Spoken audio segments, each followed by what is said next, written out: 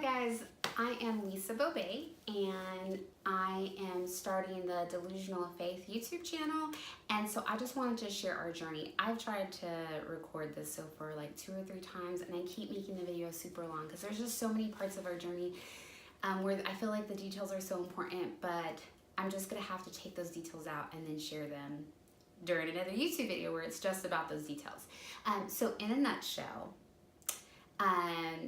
this journey sort of started back in 2012. My husband and I had been married for about 4 years, and we had been trying for children for maybe about 2 years, and I was pregnant with boy-girl twins. And so we were super excited. I was a school teacher at the time. I was due in May of 2013, so it was perfect timing. You know, I'd be out for the summer. But in February of 2013, I went into preterm labor, and I was only 24 weeks pregnant, so I still had about 4 months left of pregnancy. Both babies were extremely premature. Nicholas, our son, was smaller than our daughter Sophia, but both of them were under 2 pounds each. They were both about 1 foot long. Their eyes were still sealed shut, skin very translucent, I mean, lungs way underdeveloped. They had to be put on vents, and so just not, you know, the way that you want to have your babies. And so our son Nicholas passed the following day after them doing a C-section on me, and then our daughter survived and went on to spend the next 316 days in the NICU. We spent 2 months at our local NICU, and then we were transferred 3 hours from where we live to Houston, Texas Children's Hospital. And so we had quite the year that year.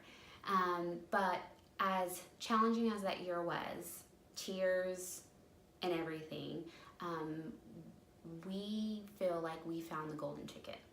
And we believed in God before that, but we just truly, truly experienced His goodness and His peace and His joy.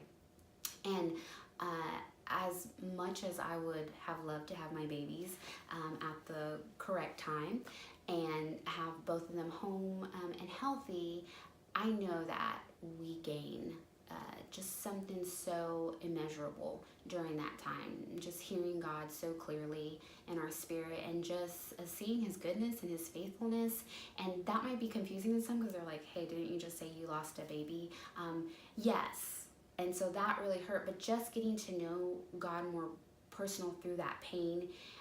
Not that I would wish that pain on anybody. I feel like God is the author of life and life more abundantly, but I do know that when the enemy comes and steals, kills, and destroys, got that out, God will still show up and make beauty from the ashes every single time. Every single time. And He truly did with our situation. And our daughter, after she left the hospital, she left with a nasal cannula for oxygen support and a feeding tube. And I'll, again, in another YouTube video, because I'll go into the details, just share sort of the journey of that, and even believing and seeing God show up and do the impossible with things like that, just with her health. She's now off the feeding tube and the nasal cannula. She is diagnosed with cerebral palsy. She uses a wheelchair. She's 5 now. She uses a wheelchair, is considered nonverbal, considered legally blind. I don't know. I could get her whole medical list out.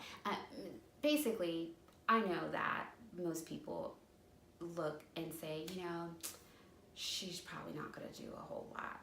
But she's happy, you know, at least she's happy, and at least she's alive. And we just don't believe that.